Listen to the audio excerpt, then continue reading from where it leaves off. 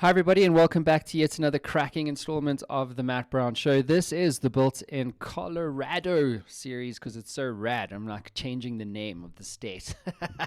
This is what happens when you go to Vail for the weekend.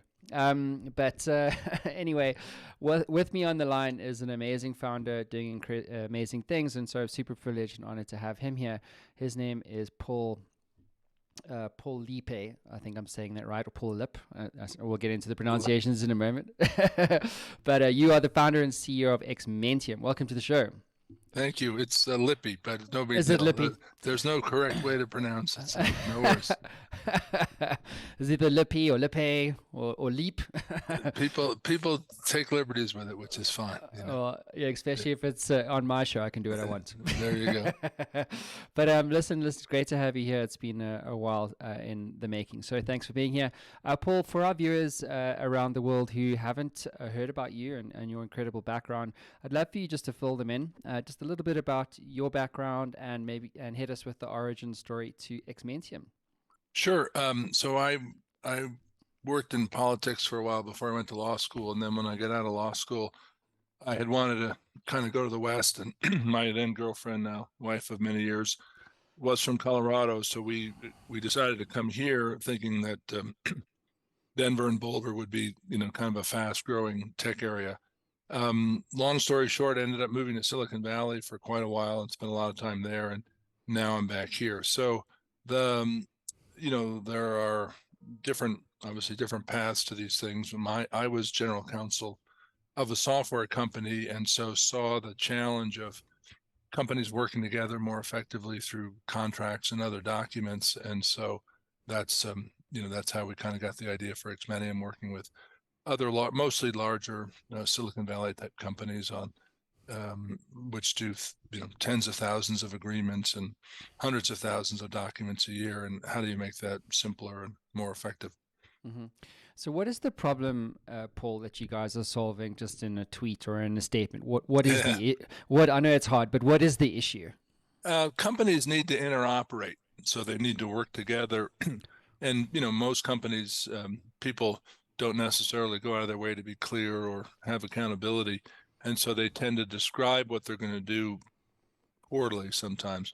And historically, lawyers have viewed contracts as a way to get an advantage over the other company, as opposed to a way to make clear what everybody's doing. So we think of the contracts really as a network of connections, and you need a more structured or stylized language to create and implement those connections. And so that's what we've done. And that's similar to my old company, Synopsys, which is a software for chip design, but is similarly had to create kind of an abstracted layer of structured language so people could communicate, or people could design these super large, complex chips more in bigger teams more effectively. So, Paul, is this about faster deals? Is that what it's about? And Yeah. And what's the context here? So let's just say, is it the context? Because I think, because I actually had this experience recently, Everybody's had that's the good news. Nobody doesn't have this experience. Yeah, exactly. So tell me about this one. So I had well, they're now a client, thankfully. But but what happened was there was this engagement, and I was like, listen, you need my services, fractional chief media officer. Here's what it is, blah blah blah. Put a proposal together, sent it to them. And then I was like, here's the agreement that goes along with that. Can you, sign this thing? I mean, for me, it was like, cool, it's like a 2-page thing. And then they sent me back this 28-page, clusterfuck of an agreement. I didn't understand. We say cluster heck, not cluster. Is that what it is? So then we went through this 3-4 week period where it was Sure. legal was doing their thing, and then there were and then there was a different one, and I was like, this is actually such a simple thing. And so from a deal making perspective, it became this. It could have been just, not as much of a headache, but it was because of, you know what I mean? It's just. Well, and you ended up having less goodwill towards them and them towards you. And the reality is, no matter what they put in the agreement, you could come up with a way to screw them if you wanted to. So it's more important to be clear what you're doing and to preserve the trust and goodwill than it is to kind of document all the downside scenarios. So yeah, so our first customers are in the entertainment business. So in the world of entertainment, a movie is probably 200 different contracts, right? Could be even more. And as you move to streaming, they're getting more complex. If a company is a typical seller, as other customers are, you've got tens of thousands of agreements every year with customers, right? So we call it the sort of the handshake to performance space. So typically the business people will work on building a relationship and trying to clarify is what they're doing, but at the same time, they tend to leave a bit of ambiguity just because that's what humans do.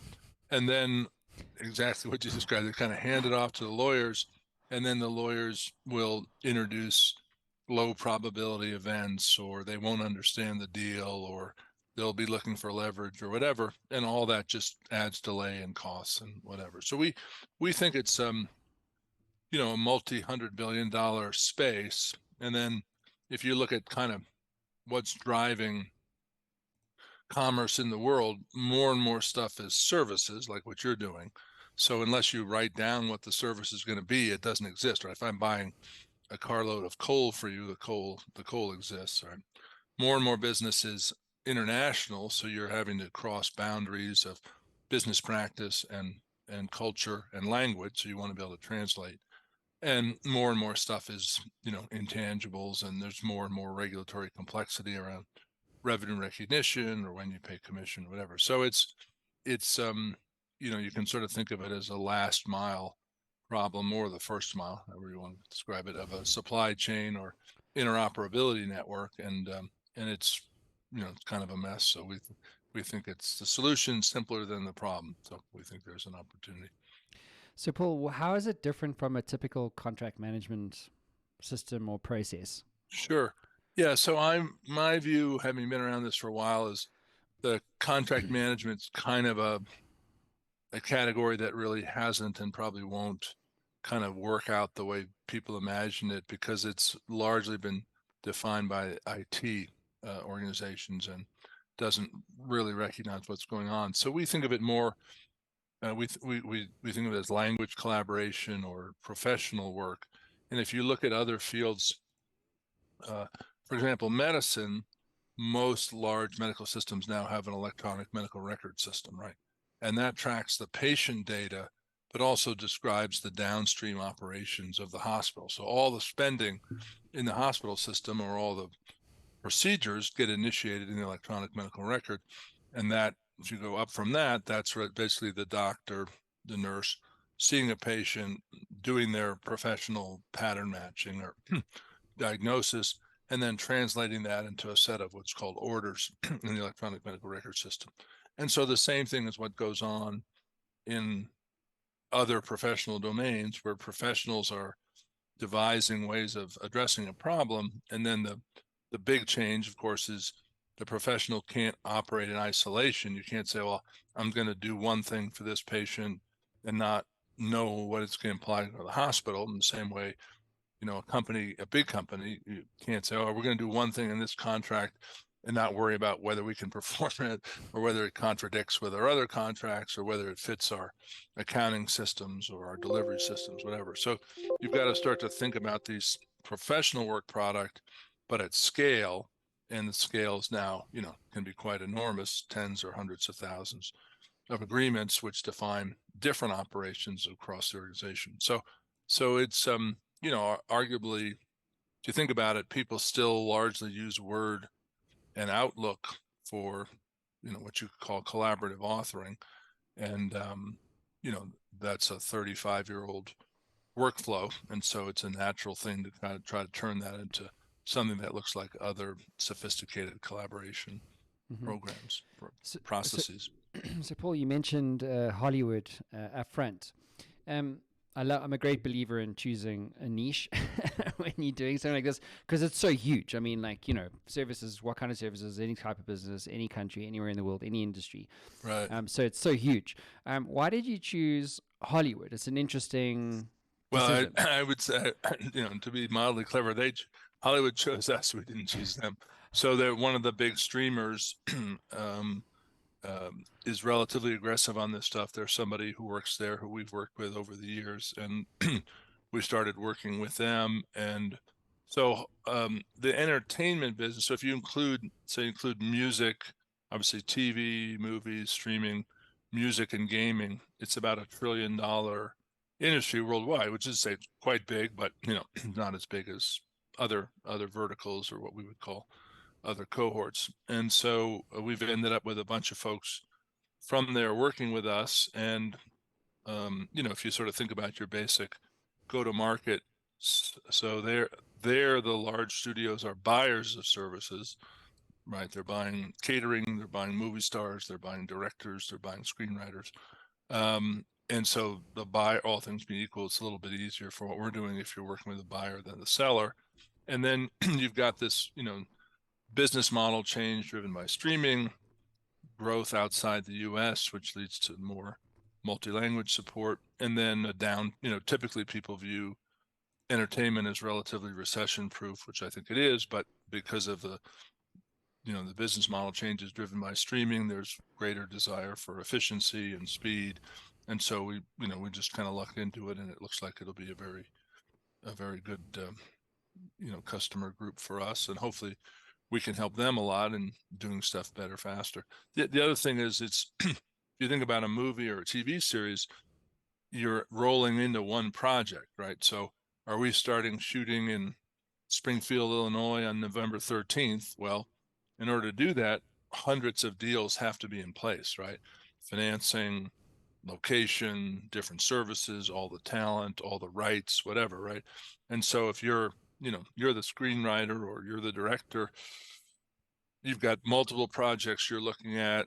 You got to make your tuition payments and your alimony payments and your mortgage payments and everything else. And so if your project is going to get held up because someone else's part of the deal is being held up, that's kind of stressful for you. So everybody wins with greater predictability and greater speed and greater clarity, right? And then if you're the streamer, you want to get stuff, or your studio, and you want stuff, and you can't get cash flow until the project is done, and you've got it in theaters or you've got it on your streaming. So speed becomes, very important. So, Paul, a question which I'm curious to get an answer to is, how much of this can you automate? Because, and maybe this would be a good springboard to talk about what you've actually built. Like, how does this actually, xMentium, the product, like, how does this actually facilitate better languaging and communication in the negotiation process between a service provider and, in your case, Hollywood, and maybe a film studio or an actor and so forth? Yeah. So when I got to I was, to tie back, so I was in Colorado, had a bunch of kids, had done a few things, and then the company I was working for kind of ran out of gas. So I was like, all right, what am I going to do? So I ended up working for this company, moving to Mountain View and working for this company, Synopsys, in Silicon Valley. And like the second day, it's a big deal for me to move my family, the whole thing. I asked the guy that was our chief technology officer, he's been a professor at Berkeley for the last 25 years. I said, so what is this stuff? Is this artificial intelligence? And he said, well, it's only artificial intelligence when it doesn't work. Once it works, it's just software, which is a line that I think has held up pretty well over the years. So you can imagine your AI avatar and my AI avatar, coming together and anticipating what the other person wants and coming up with a deal. I think that's oversold. I think we're sort of seeing a new AI winter, or at least a new AI fall, as people see what's really workable and what's kind of marginally workable and what works in a demo but doesn't work in reality. So the approach we've taken is kind of, call it Silicon Valley 101, complexity management 101, is just break things down into smaller units and then be able to compare those. So you've got an indemnity clause, I've got an indemnity clause. There's eight flavors of indemnity clauses. Do any of them really matter? Which ones of them are different, etc. You want to get paid in 45 days, I want to pay you, or you want to get paid in 30 days, I want to pay you in 45 days. Well, that's pretty straightforward, and that's kind of, just a matter of leverage or market stuff. But the reality is, if you look at these processes, the one you described, 95% of that dead time was just things sitting in people's inbox, right? And you get annoyed or you get confused or you get a little paranoid. Why did they put that in? That just seems terrible. And so you just kind of lose the momentum. And so if you can reduce the number of turns, right? You can clarify what the issues are. You can have some degree of market knowledge of what's normal, and then wait, but that's that kind of deal, but my deal is different. So you always have some negotiation, you'll always have whatever, but you want to reduce the confusion and the unnecessary friction, and over time, the better term is really machine learning or natural language understanding as opposed to AI. So you don't need to try to displace the true judgment of we call the lawyers typically the deal managers, and the business people the deal makers, but you could use whatever terminology you like. They're going to have some subjective elements, and that's fine, but you want to reduce the number of back and forth and unnecessary conflicts. And then when the thing is done, you want it to match up as precisely as possible to the other 9,999 deals you have, so you don't have to guesstimate with each deal. Are we paying in a different formula, the back end royalties? Are we drug testing people on site in a different protocol? Do we have a different infosec protocol? All those gazillion things that you can just introduce more complexity than probably is necessary. So what kind of success are you seeing on the ground? Like what sorts, what kind of traction are you guys getting with this solution? Sure. So it's still early days for us. We've got maybe 4 significant customers at this point, and I think we'll be growing pretty quickly from here, just given the nature of the go-to-market strategy. I think we all think it's quite a big market. Everybody we talk to sort of has the same problem.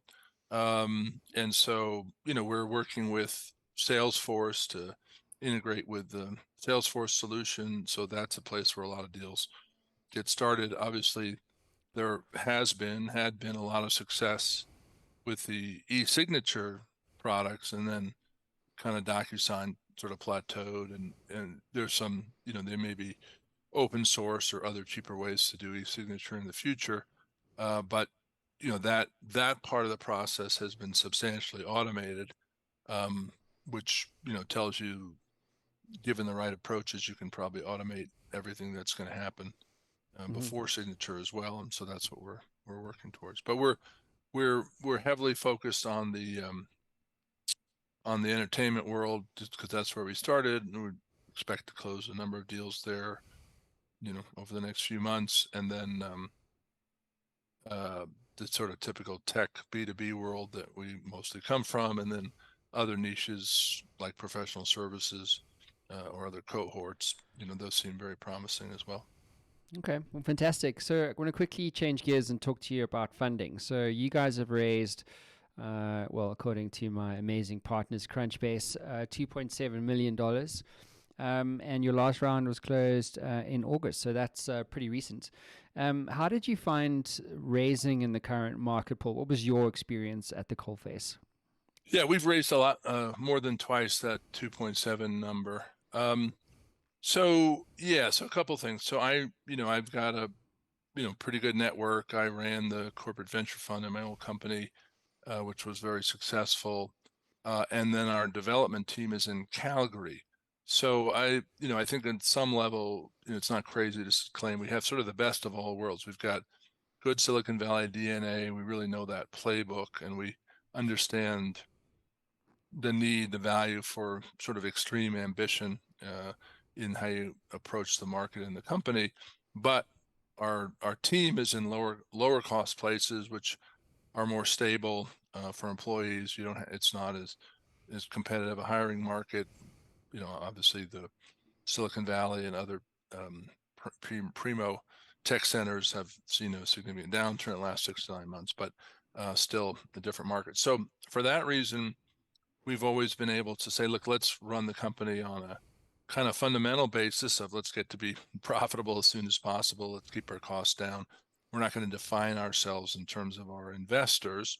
We may end up with very elite or moderately elite, doesn't really matter, a venture capitalist, but that's not doesn't define the business. And I think, people kind of make that mistake, and even the VCs would acknowledge that you don't want to define the business by the investors. And then this whole little fetish about being a unicorn, which is all baloney, because if you have $100 million of preference, it doesn't make, and that owns 10% of the company, that doesn't mean the company is worth $1 billion. It means the company is worth $100 million.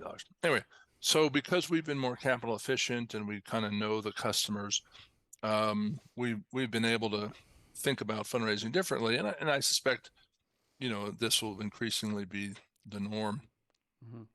And then the flip side is there are two regulatory changes, which frankly I hadn't focused on. One is the tax law. It's called QSBS, I think, qualified small business stock. So if you, for the first 10 million of gain, there's no tax at all, no capital gains tax, no tax at all. So if I'm, making $5 million, if I'm got a $5 million net worth and make $400,000 or $500,000 a year, and I've got friends that seem to have made a lot of money and don't necessarily work harder than me, and I'm like, well, why don't I invest $50,000 or $100,000, and if I make $10 million, then I won't even have to pay tax on it. And then the second change, which I don't know exactly what you describe it, I call it the Facebook rule, but it used to be if you had a certain number of private investors, you were automatically public, and then that number has gone from like 300 to 2,000 or 3,000. So it's I think we may have stumbled into this first just by accident, and I'm sure we're not the very first. But I think what you'll find is there's more and more companies that will fund themselves in the way we have for the initial phase. And I took, whatever it's worth, I took the original entrepreneurial management class at Harvard Business School in 1984, taught by a guy named Irv Grossbeck, who then went to Stanford and taught the entrepreneurial management class there. And his son's a big venture capitalist. And he, people said, there was some case about financing, and the question was, well, shouldn't you always get the best VCs? And he said, go to the docs. He said, there's plenty of people that can invest in these things, and don't define your success by someone else's success, right? Define your success by your success. And we probably raised, I don't know, probably a third of the money from doctors, a third from very sophisticated kind of operators in our space, and a third from people I went to school with or whatever. And that's been pretty easy. So whether, maybe I'm a little bit older or what have you, the networks I have access to might be not the same for everybody. But by the same token, people who sort of define their whole existence as I've raised a bunch of venture money, I think that's always been poorly correlated with success. And when there's a boom, as there was, essentially from the beginning of COVID until 9 months ago or so, you can kind of ride that wave, but it usually proves to be not the cleverest approach to these things. So, well, Paul, I'm so glad you said that, because in my book, it's #1 Amazon best-selling book, not just any other book.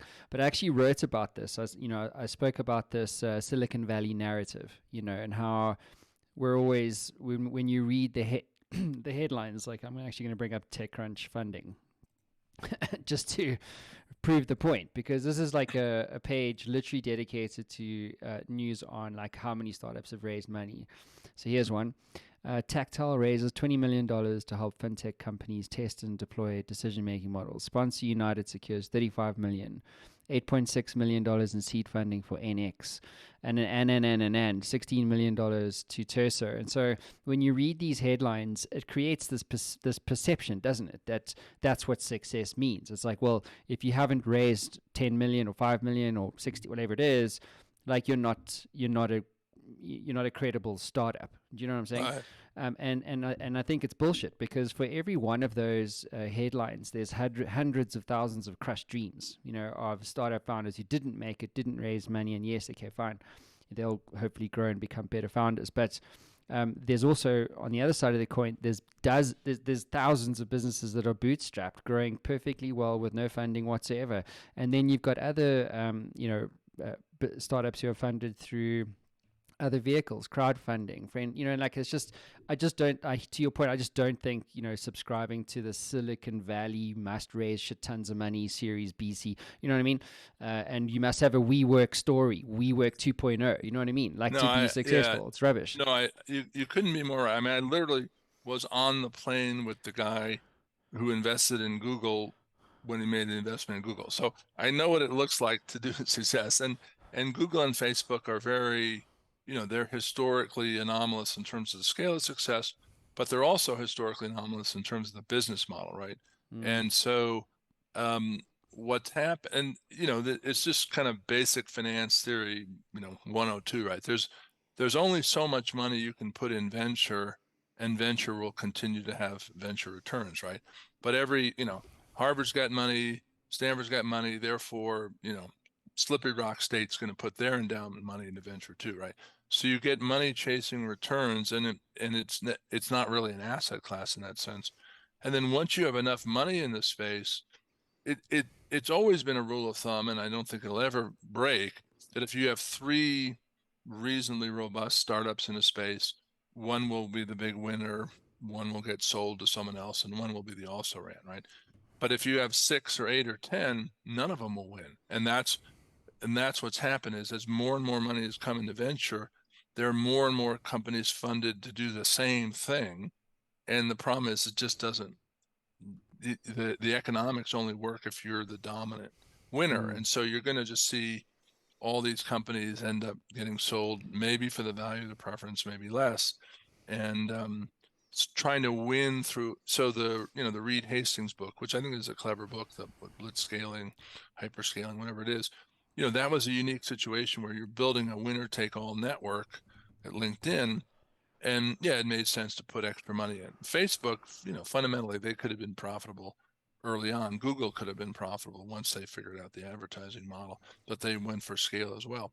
But most of these companies, SaaS companies, they've got to work at fundamental unit economics. And if you're just funding them for growth through more and more money, it really is fundamentally unsound, and almost everybody recognizes that. So yeah, there'll be and obviously you've got the crypto thing, and some of these things that were less there than meets the eye. But from the to your point, from the entrepreneur's perspective, so if you look at Microsoft never needed, they took venture money just for the heck of it to go public. They didn't need it. Epic, which we talked about earlier, has remained a private company. SAS remained a private company. So if you look at the most successful companies over time, by and large, they get profitable early, and they, in some cases, you want to have domain expertise. So we would claim we have domain expertise.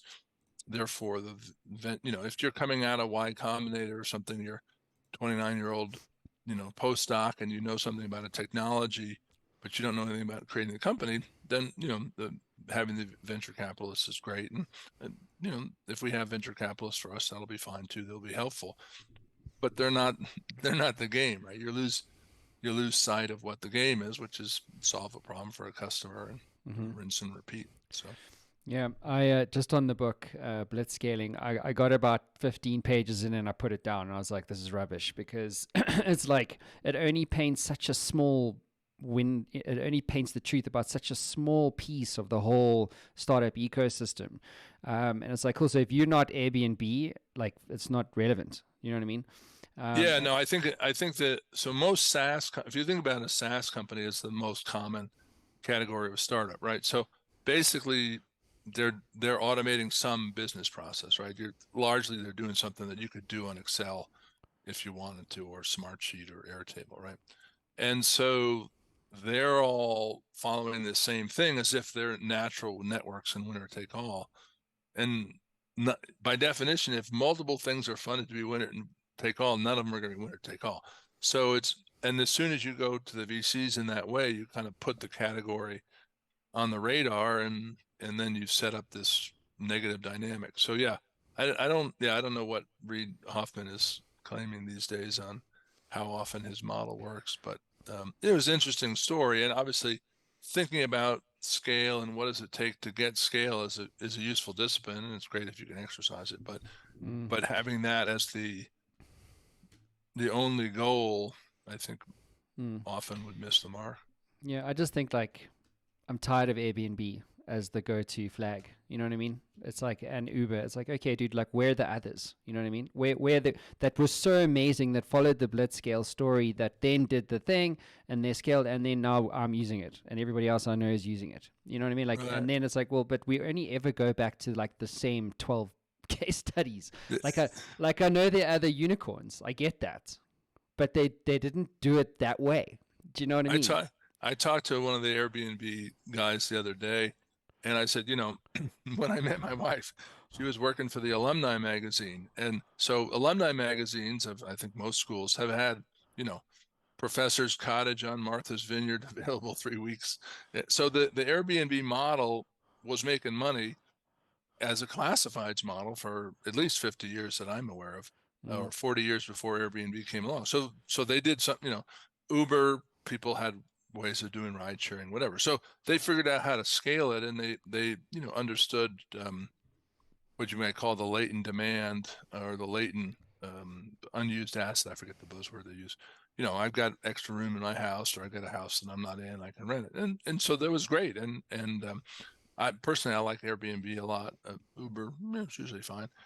So they're good models, but yeah, like you said, that's not representative of most models. And yeah, so Mm-hmm. so that's kind of the coming back to being that's kind of the Colorado story or the Colorado challenge, and it would be the same if you're in Boise or Bozeman or Salt Lake or whatever is, or in Calgary as we are, as well as Denver, is can you take from the Silicon Valley model whatever the most relevant pieces are, which Mm. I would still say is psychotic ambition and desire to build a really big company and blah blah blah, but kind of dispense with the Kool-Aid that and the group think, which I do think is you know pretty normative these days. And so Yeah. that's the challenge for anybody, and I would claim Mm-hmm. we're doing as well on that as anybody could For be at sure. this stage. Yeah. So Paul, let's maybe double click on scale and get your view on it.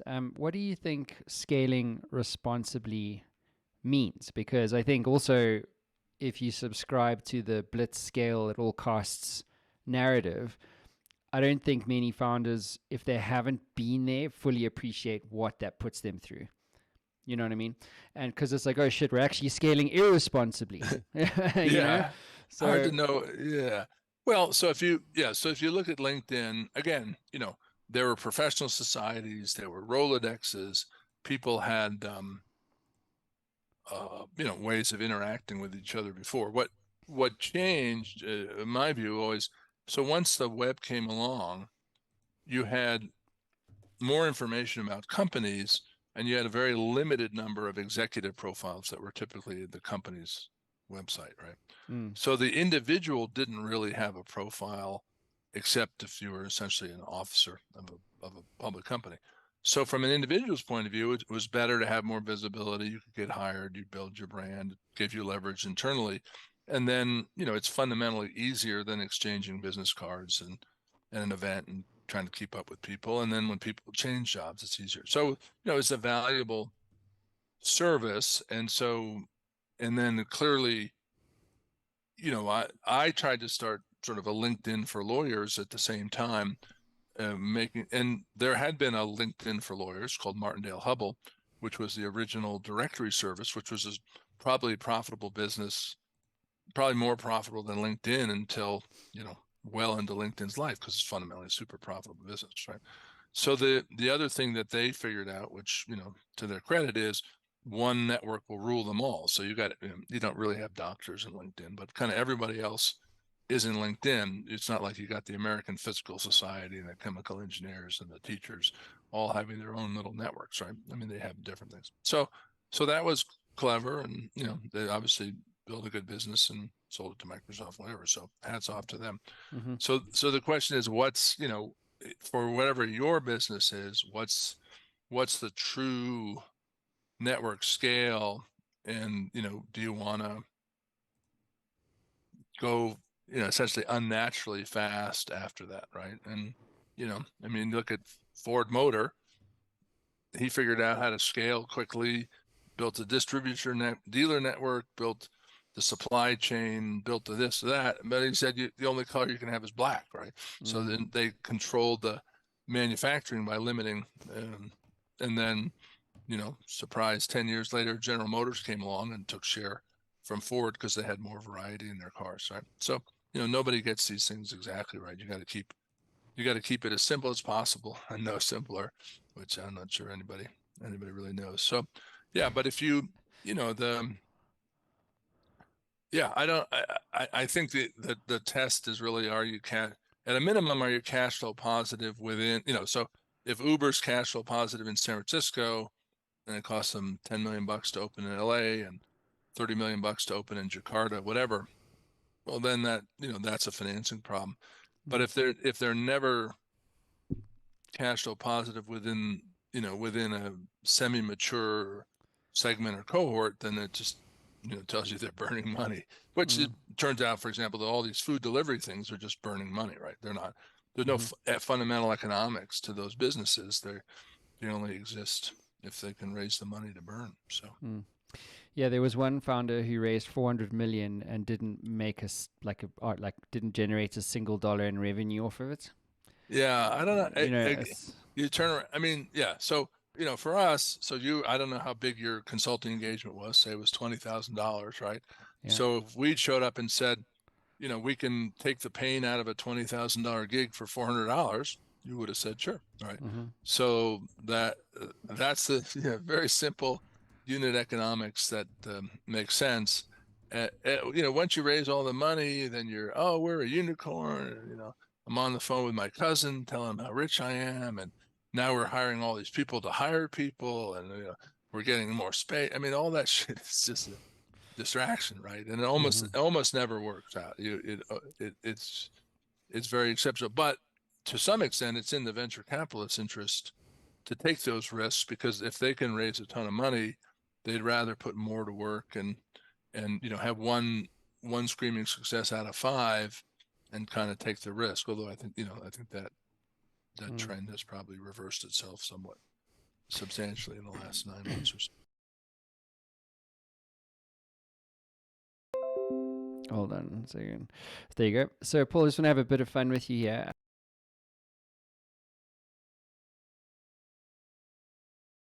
Just dropping off. Hold on 1 second. Try this again.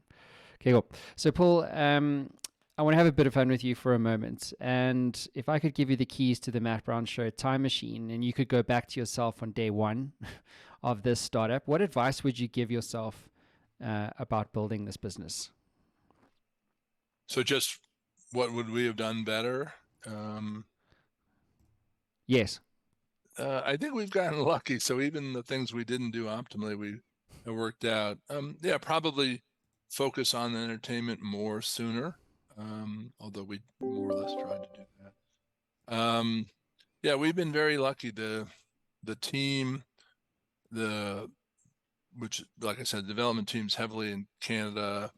Kind of almost everybody has worked with somebody within our team before. So, just real positive attitude and not a lot of drama and prima donnas and stuff. And then, we started a little before COVID. So at that point, being virtual was probably a mild negative. I don't think anybody would have thought it was a big negative. And being in Denver and Calgary would have been seen as a mixed bag. So now I think being virtual is probably a mild positive. And we've had good luck with that, and good people and whatever. So I think you want to, again, like you said, the sort of Silicon Valley playbook is, okay, here's this 33-year-old who did really well at Stanford, and then they were at Facebook for 2 minutes, and then they're at Google, and that's a person you got to hire. And that hasn't been how we probably couldn't hire those people because we don't have the kind of venture backing that they would view as the imprimatur of success. And so we've been able to hire very strong people who are, for one reason or another, wouldn't be viewed as quite that type of hire, and it's worked out really well. And so I think and the flip side is we have a lot of domain expertise, and we just do. We know we manage more things in this space than certainly anyone else in other businesses that are somewhat adjacent to us. So yeah, I don't know. You just kind of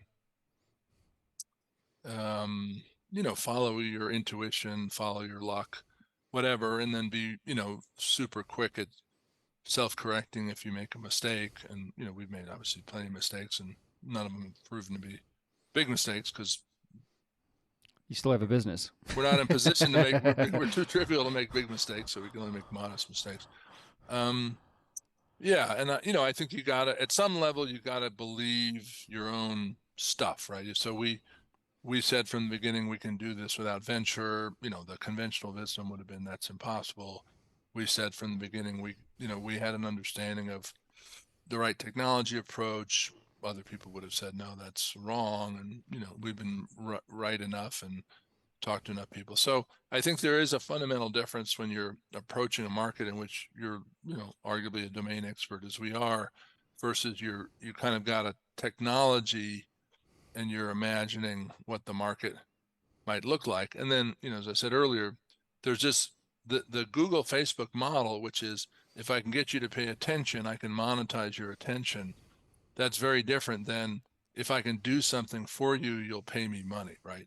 And so there's and then when in the Google Facebook world, you can just A/B test everything and see what works, right? There's a sort of, I don't know if it's easier or it's just different, but in the typical B2B world, you got to deal with organizations' complexity and their own kookiness and get them to give you money and all that stuff. And so the feedback loops are, I don't know if they're tighter or looser, but they're different, but they force you to this certain success criteria or definition of success or something. Mm-hmm. And speaking, Paul, of success, what is the ultimate contribution you're hoping to make to businesses through your startup? Well, there's a sort of classical economic theory called theory of the firm, right? Which says that why do people work for a company? Why are people employed by a company versus contracting with the company? And the claim, I forget the guy's name, from University of Chicago. He won the Nobel about 6 years ago. The answer was, well, within a company, it's not as complex to contract. So therefore it's easier to work within a company. The reality is intra-company collaboration is just as hard as inter-company collaboration. In some ways it's harder. So by making it easier to do deals between companies and also being clear what you're doing within the company, I think we can significantly reduce the friction. We make it more efficient to do business. If your goal today is greater diversity in your supply chain, we can foster that. If your goal is repatriating more of the manufacturing supply chain to the US, we can do that. If your goal is to reduce the overall cost of movie making and make them faster, we can help you do that, right? So, it's like anything. People get used to the friction in a particular activity, and then that actually drives a whole range of associated activities that then create a whole set of expectations about what can be done. So if you can get to a significantly lower friction place, which I think you can, it really opens up a lot of things in terms of people being able to work more in smaller businesses and more autonomy and faster, and probably on the whole fairer business practices between companies. So I think it's a reasonably worthwhile endeavor, and whether we succeed at it or someone else does, it's probably the direction of travel, and so it's likely to happen. Mm-hmm. Well, Paul, I'm super excited to see where you guys are going to go. Thank you for being on the show. Great talking to you. And yeah, wishing you guys all the very best for the future. Yeah, well, it's smarter to be lucky than lucky to be smart. So we'll continue to rely on good fortune. But yeah, I think that the nature, everybody should do this kind of thing, right? Because you can go work for a big organization and spend 30 years there, and you make a good contribution or whatever, but you can't succeed at this kind of thing without luck and skill and doing something at some level useful. So I think if people have the opportunity and the privilege to be able to start something and play out the string, that's just good for humanity, good for us as humans, and hopefully other people will fix solar energy and water supplies and other more pressing problems. But we're working on the one we're working on, so that's where we're at. Exactly. Just on that, I think people don't fully appreciate how fast things are changing. I think I'm quite because I talk to founders every day doing like 50 shows a month, and it's I know because I'm talking to people like yourselves, like changing things, like really changing things. And then you multiply that by 12,500. That's the total number of funded startups just in the US that's raised $1 million or more in the last 12 months. And then you compound that times 3 years, 5 years, things are changing really, really quickly.